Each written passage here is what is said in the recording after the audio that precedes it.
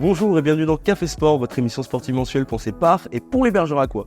Et pour ce 12e numéro, on va encore une fois partir sur tous les terrains. On aura du judo, de la pétanque et du rugby. Allez, c'est parti. À la une ce mois-ci, Café Sport reçoit dans ses studios Emmanuel Pellilot, le nouveau président de l'USB Rugby. Homme d'affaires averti, le directeur de Intermarché Creys compte bien faire tout son possible pour restructurer le club noir et blanc de la meilleure manière possible. Le Café Sport Club part à Pic-Cailloux ce mois-ci à l'occasion des championnats régionaux de pétanque. Avec plus de 300 participants venus de toute la Nouvelle-Aquitaine, l'événement a été une belle réussite pour les clubs du Bergeracois qui l'organisaient. Le portrait du mois vous ouvre les portes de son dojo. Bernard Grenier est entraîneur de l'USB Judo depuis des années, en plus d'être un véritable passionné des sports de combat. Café Sport l'a rencontré chez lui, à Paul-Brainderie. C'est le nouveau président de l'USB Rugby. Bergeracois depuis 3 ans, Emmanuel Pellilot, le directeur de Intermarché Creys, a accepté la lourde tâche de reprendre le poste vacant de président d'un USB Rugby grandement instable. Le discret homme d'affaires a accepté de se confier aux caméras de Café Sport.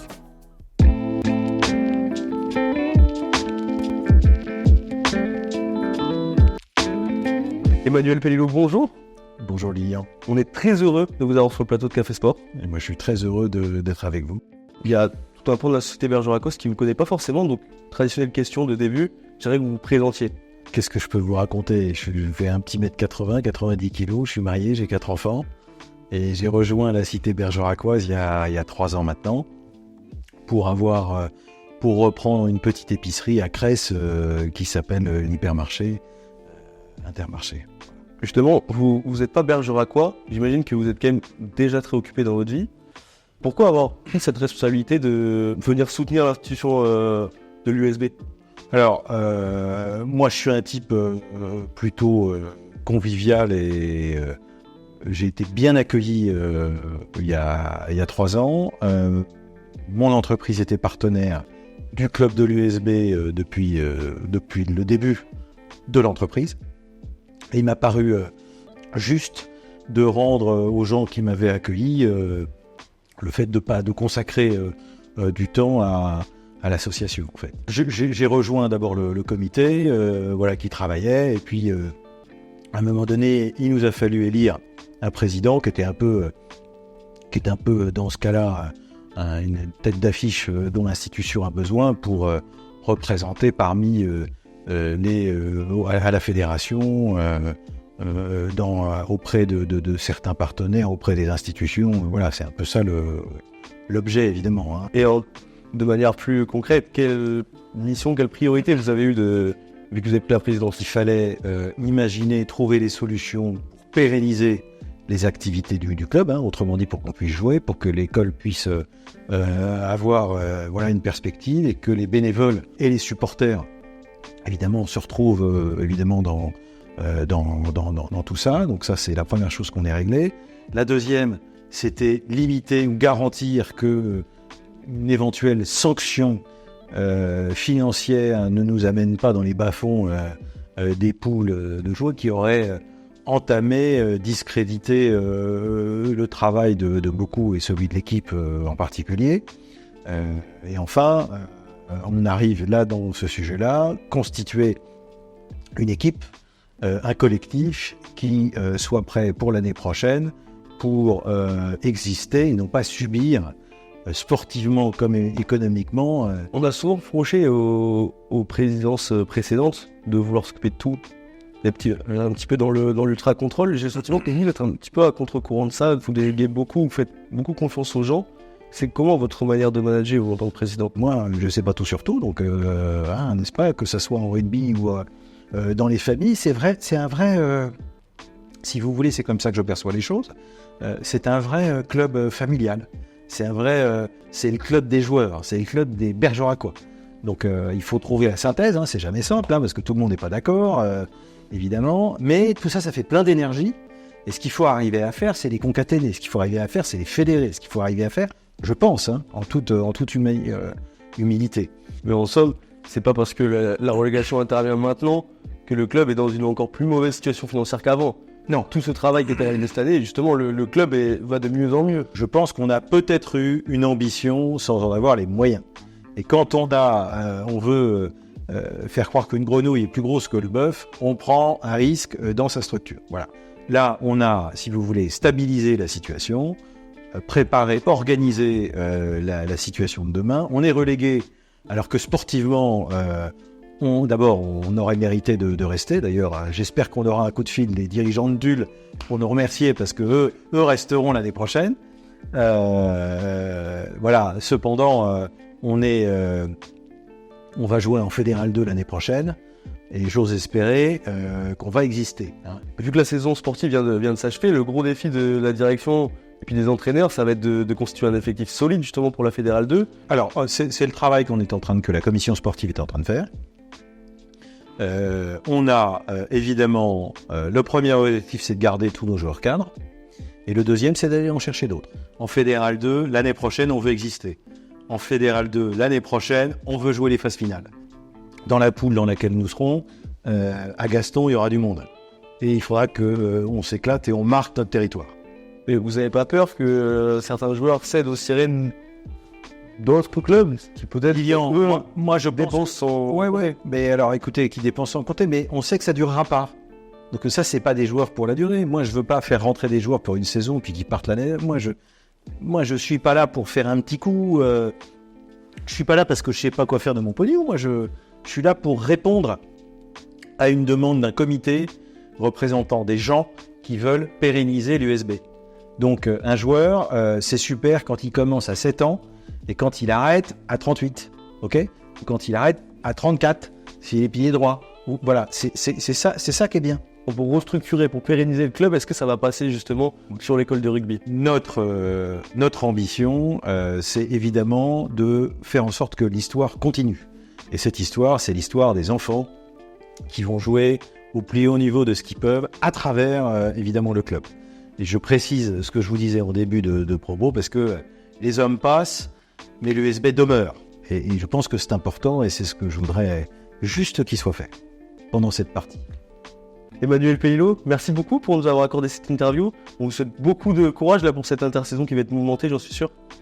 Merci de votre accueil, merci de votre intérêt pour notre institution, et à bientôt, ici ou ailleurs. Les beaux jours arrivent et les tournois de pétanque avec. Le 21 avril dernier, Bergerac accueillait les championnats régionaux pour une grande fête du cochonnet. Petit reportage en inside dans le Café Sport Club.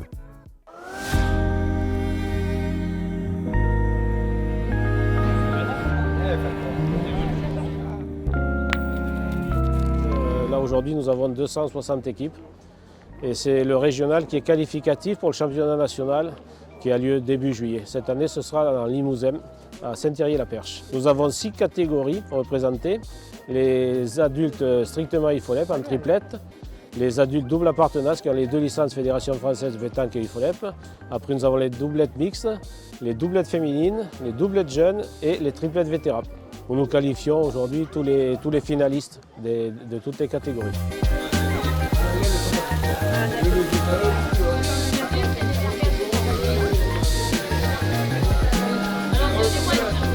Impeccable. Tous les ans, on a une quarantaine de représentants du Bergeracois qui représentent le champion de France. L'année dernière, on avait 42 joueurs, je crois, qui représentaient Nantes. Voilà, tous les ans, on tourne à peu près ce nombre-là.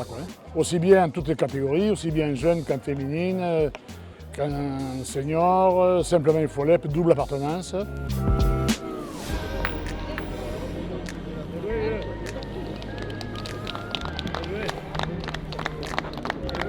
du FOLEP, nous avons une belle montée effectivement de jeunes.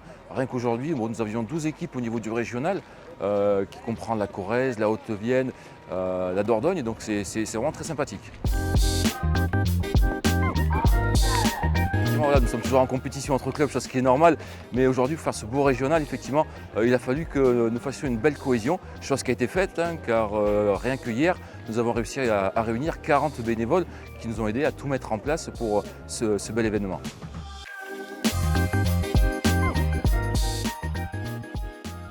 Retour du portrait du mois dans l'émission, et ce mois-ci, on part du côté des tatamis. Bernard Grenier a plusieurs décennies de judo derrière lui, que ce soit comme combattant ou comme entraîneur.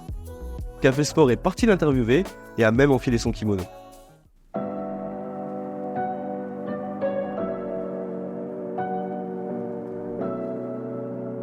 Aujourd'hui dans le portrait du mois, on enfile le kimono, on est parti à la rencontre de Bernard Grenier. C'est une des figures du judo bergeracois, allez suivez-moi.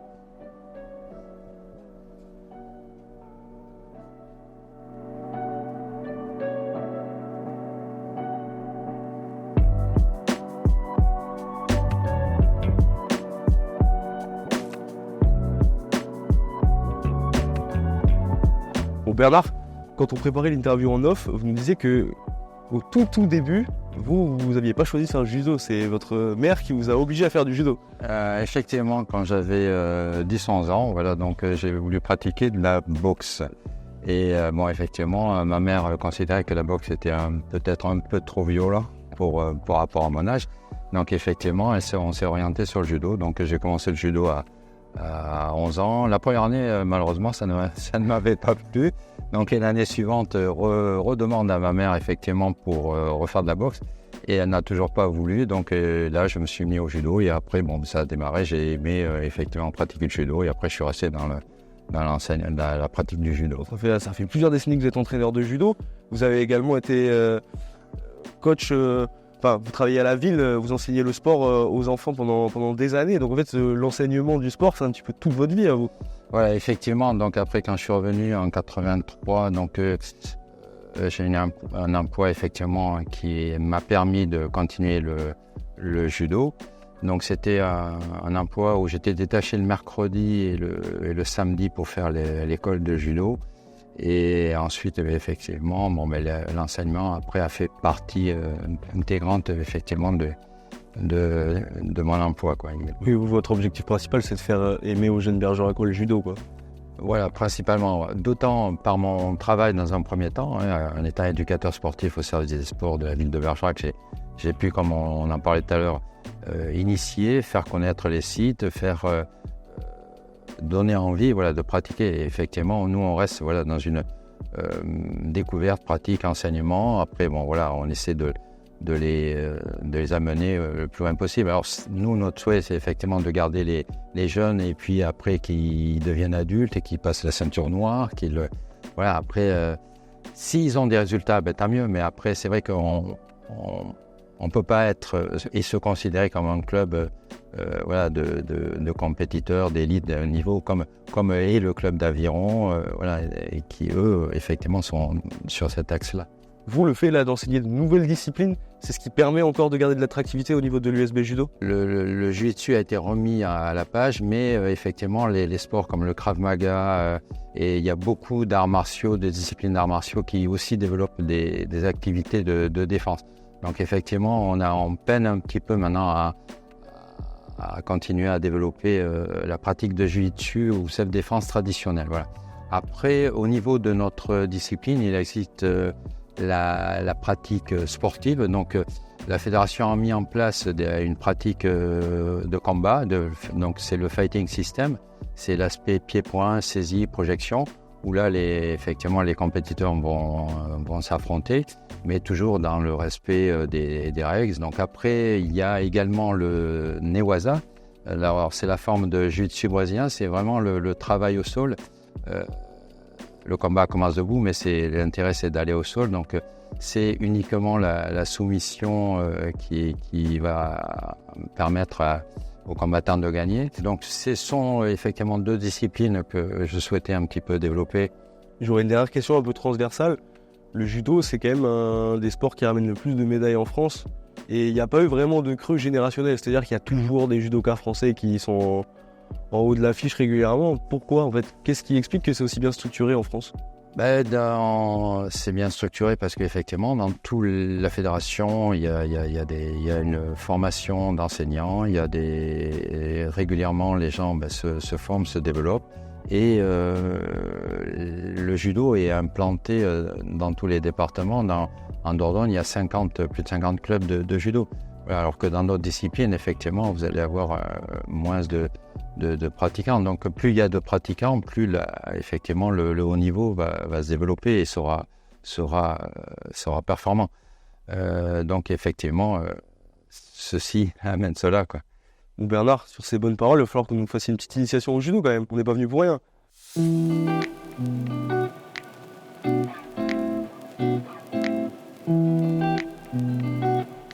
Sans anticiper ni rien. D'accord, ici, je fauche ici, et là, je vais faucher. Et on frappe. Normalement, on frappe. On frappe comme ça, ok. Ouais. Le but aussi en judo, c'est d'utiliser la force de l'autre. D'accord. Okay.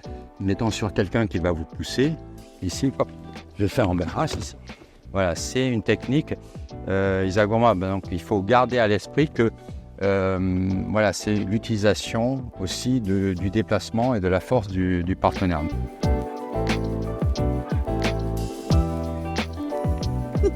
Et puis donc ici, les tremblements, c'était 5-6 jours.